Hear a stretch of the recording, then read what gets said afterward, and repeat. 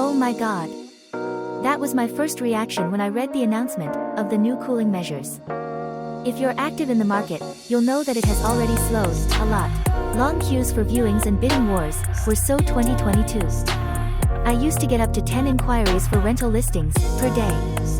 Now, some of my rental listings get less than 1 inquiry per week. Having new cooling measures now is like giving ice cream to someone suffering from hypothermia. And, within less than a year, this is our 3rd cooling measure. So the big question on everyone's mind is, why?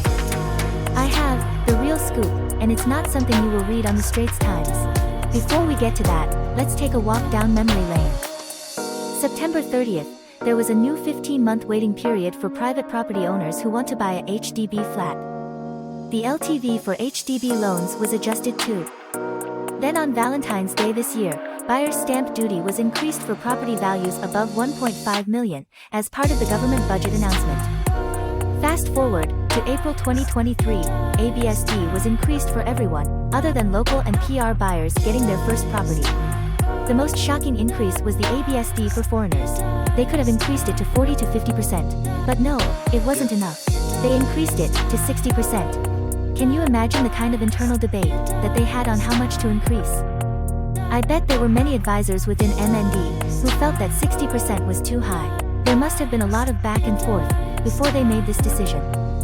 How do you think they finally decided on 60%? Did they roll a dice or call a friend? No, of course not.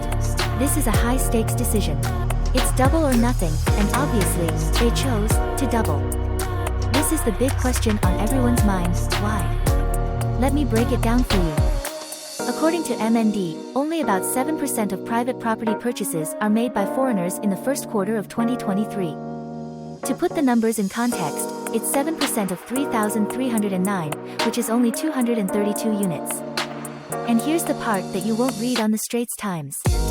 If we look at the whole of Singapore, there were about 10,000 properties transacted in first quarter of this year, including HDB resale units. 232 out of 10,000 units is a mere 2%. Is it so bad that we need to cool foreigner demand so drastically? Even if the 2% becomes 0, would that move the needle? So why? I've been thinking, and thinking, and thinking. And I have the answer. Obviously, doubling the ABSD for foreigners won't really help to keep property prices affordable for the masses. If it does anything, it will only keep property prices affordable for the rich. Having said that, I strongly believe that there's a more strategic reason behind this move. Now with 60% ABSD, very few foreigners in the right mind will pay that amount of money to buy a property in Singapore. To put that amount in context, it equates to around 15 years of rental. It just doesn't make sense for them to buy now. So if you're an ultra-high net worth foreigner hell-bent on buying a property in Singapore, what will you do? The choice is clear: apply for PR. And the path of least resistance for an ultra-high net worth person to get PR is to apply for it under the Global Investment Program and jump through its hoops. In other words, the government is trying to say this: if you want to buy a property in Singapore, get your PR status first. If you can't, you just gotta rent. What's going to happen to the real estate market? Before I reveal the answer, I would like to ask a small favor from you. Since you are still watching at this point, you must have found this content rather interesting.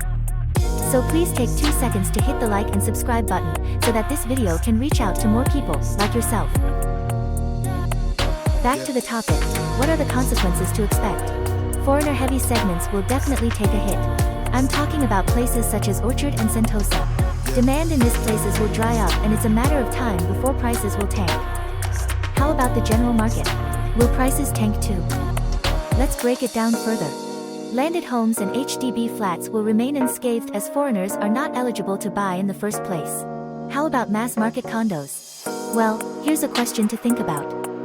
If you were to buy a property in Bangkok, how likely are you to buy a condo in an area outside of the city center? Similarly, foreigners in Singapore aren't really interested in condos in Yishun, Punggol, and Tampines. So even if all foreigners stopped buying Singapore properties, the mass market segment will be hardly affected, if at all. So, if you're hoping for the market to crash because of this cooling measure, here's a song for you. My name is Kate, and I'll see you again in my next video.